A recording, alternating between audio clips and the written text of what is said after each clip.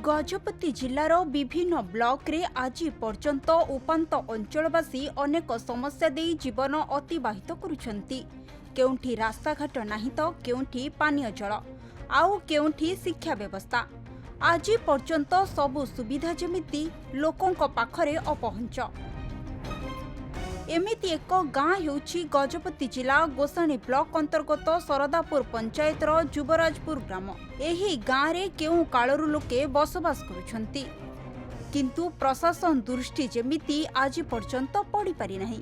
एही गाँ रे आज पर्यंत गोटिए पोल निर्माण होई पारिनी। गत 24 वर्षर सरकार रे होई पारिला नाही, जहा द्वारा ग्रामवासी यातायात पाई बहु असुविधार सम्मुखीन हेउछंती।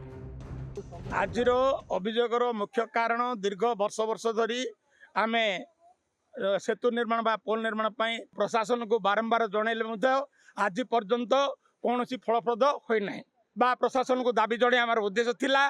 जा हो आपण हठात आसी ए तदंत नेबारो आम ग्रामवासी तरफ आपन धन्यवाद।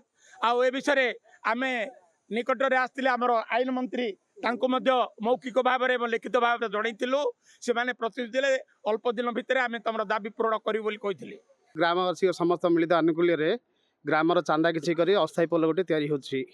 विगत सरकारଙ୍କର अपारगता अनिच्छा सत्वे एही पोलटे हेई पालानी। वर्तमान सरकार हम निवेदन करूछु यथाशीघ्र एही पोलटी देखु यथाशीघ्र करिए बोली हमर ग्रामवासीଙ୍କର विनीत अनुरोध।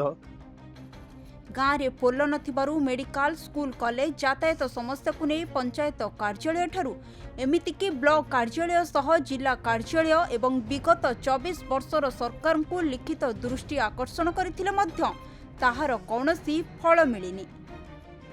सरकार गुहारी करथिलो ये टेंडर मध्य सही साची टेंडर जागा चिन्ह करिछि अर्थ मंजूर होइथवा सत्य मध्य ये काम आरंभ होई पारनी।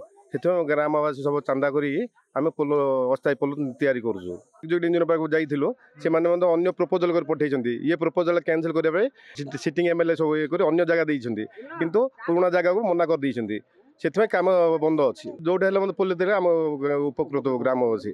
विगत 24 वर्ष है आम सरकार को निवेदन कर आसलु पोल हो पारानी। पोल होगापाई बोलिक जगह स्थायी नियुक्ति कले चिन्हट करते अर्थ मंजूर होता ता सत्य ब्रिज हो पारानी। ग्रामवासी मिसिकी चांदा कलेक्शन कर अस्थायी पोल गोटे तैयारी कराऊँगी। सबुदिन ना बेसी पानी बोले कले भासी पड़े से यथाशीघ्र सरकार जदि आमको एठारे पोल जदि तैयारी करेंगे ग्रामवासी सब उपकृत हो। गोटिए पटे समस्त केवल प्रतिश्रुति देइछन्ती, किंतु आज पर्यंत पोल निर्माण होई पारिनी, जहाकु नै ग्रामर महिला पुरुष मिसी कोड़ी कोदाल धरी गाँव रे चांदा आदाय करी निज खर्चरे अस्थायी पोल निर्माण करिछन्ती। ग्राम बासिंदा एकाठी होई निजे श्रमदान करी रास्ता निर्माण करुछन्ती। वर्तमान सरकार लोकों को समस्या सुनी तार समाधान करुछन्ती। ग्रामवासी मानकर समस्या को नुआ सरकार सुनी गोटे स्थायी पोल निर्माण करिवे बोली सेमाने आशा प्रकट करिछन्ती। दीर्घ दिन हला निर्माण होई पारलानी ब्रिज, जा फल रे ग्रामवासी चांदा करी निर्माण करछन्ती अस्थायी पोल।